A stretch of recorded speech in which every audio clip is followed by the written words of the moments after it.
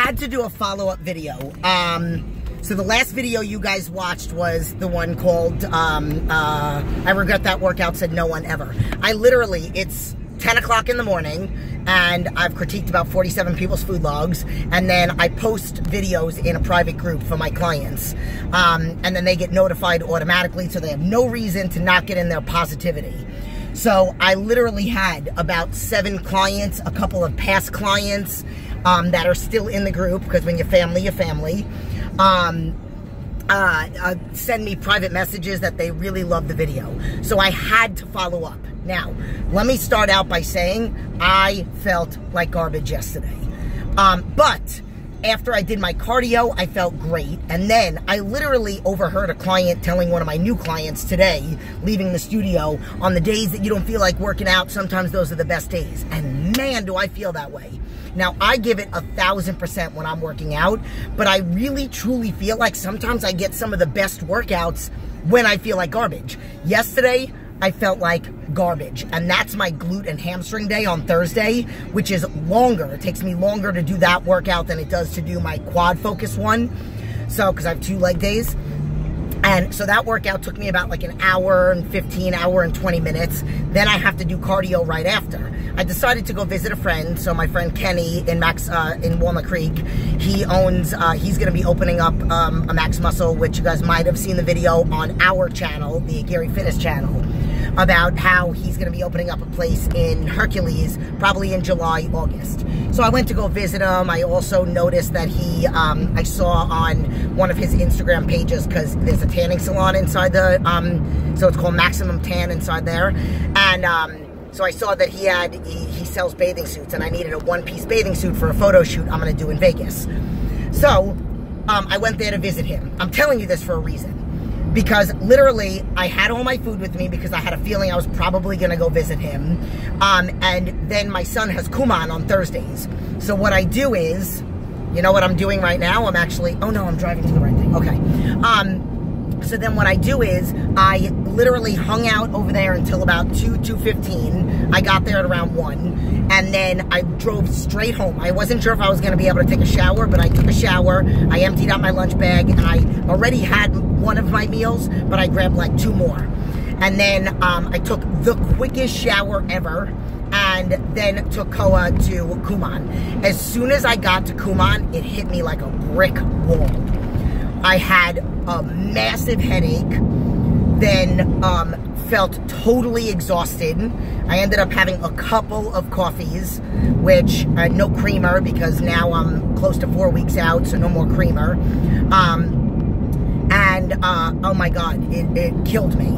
Thursday is also my early night in the gym. So like on Mondays and Wednesdays, I'm there until 8. On Thursday, I'm there until 7. So Koa wanted to come to the gym with me. So after Kuman, we went home. I ate my meal that I actually had with me. And then we went back to the studio. I was still kind of feeling it when I got there. And then I'm like, all right, since it's my early night, I'm going to try to lay down and fall asleep early, which I didn't. I fell asleep at like 8:25, which I really wanted to be in bed by like 8. But here's the point. The point is that somebody that has an eating disorder, and I said, I will always be emotionally connected to food. So throughout this entire duration, if I ever was to have a day where like something didn't happen, or like whatever, I was mad at myself, or just anything stressful, I would think about food. And yesterday, I was so beyond proud of myself that I pushed, even though I felt the effects later on. I know that I was exhausted, but I was exhausted because I earned it. I earned that exhaustion. Yes, I had a headache. I didn't earn a headache, but I know I would have emotionally felt 1,000 times worse if I didn't do everything. Now, granted, my why is, I can't not do it because I have a show. I can never miss a workout. I don't care. I will not miss anything. I don't care if I have bronchitis. I'm gonna work out. And, oh my God, knock on wood, hopefully I don't get bronchitis. So, but you have to find that. You have to find that why that gets you up every day. It might not be a show in 4 weeks. It might be a kid. Like, I've been listening to this guy, David Goggins. If you, oh my God, you like have to listen to him. and he talks about so many different things, and I'm not going to get into it. I just finished listening to one of his hour interviews, and like there's something deep rooted inside. And I thought to myself, one of the guys that was interviewing him asked him, you know, like what in daily life, like he's been through Hell Week 3 times, he's like broken all these records, he's an athlete, all this other stuff, and like what keeps him going. So like my thing is, if I was ever like, what would keep me going, my motivation is knowing that there are other people that might want to stop, and my thing is that I want to prove to people that you don't have to stop. Like, I want to show people you can work out even when you're sick, and you'll actually end up having probably just an even better workout because you're proud of yourself that you didn't hit snooze, that you didn't go back to bed, that you didn't say, I'm too sick to go to the gym. So that's my thing. Like, I want to motivate people to show them that you're so much stronger than you think. So much stronger than you think. That you can do anything. Like, if somebody said, I'm going to kill your family, or I'm going to give you $1 million every year for the rest of your life to hit this goal, you would do it. I can guarantee you, you would not say, I can't get up right now. Snooze, I got to go back to bed. Oh well, I guess I don't get $1 million every year for the rest of my life. I guess my family's going to have to be gone. So we have to find that. I mean, and I use those two extremes because some people aren't money motivated. And at the end of the day, I'm not money motivated, but if somebody told me they were going to give me $1 million every day for a year, I mean, and there's also that famous saying where it says, what would you do different if you knew you couldn't fail? And my answer would be nothing, because I already know I can't fail, and I already do everything to the max. So, and even if I do fail, I'll get up and I'll do it again until I don't fail. So, you know, getting back to the whole reason why I did this follow-up is that, you know, last night, I came home from work and I didn't feel like I wanted to eat more. I mean, like there are times that I've eaten like a huge head of lettuce because I just want to eat. It's that whole oral fixation. It's that whole eating disorder. And even though I'm not eating anything bad, I'm like eating more than I really should in reference to salad. And I don't need that much salad. So, getting back to then today. Today I'm exhausted.